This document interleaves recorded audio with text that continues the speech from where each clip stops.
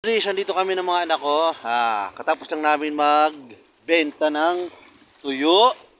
Kaya naman, nandito kami ngayon sa tabing dagat ng Mapana. So nakita nyo, yun yung sleeping layon dito sa amin sa Mapanas, Northern Samar.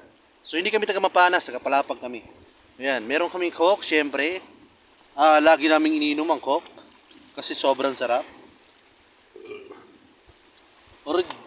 Original taste. Yung binili ko dun kanina. Ay, hindi pala ano. Ay, shit.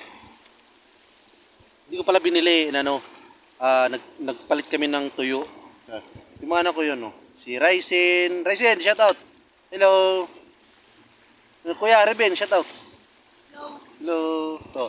Nasa likod natin, guys, yung sinasabi nilang Sleeping Lion Rock Formation ng Mapanas, Northern Samar. So kaya naman, guys, tingnan nyo yung view natin.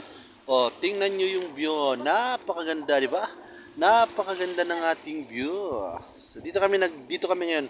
Papahinga kasi hindi sila nakakaligo sa amin sa ano, doon sa amin sa Talulura. Kaya dito sila naligo, pauwi na kami.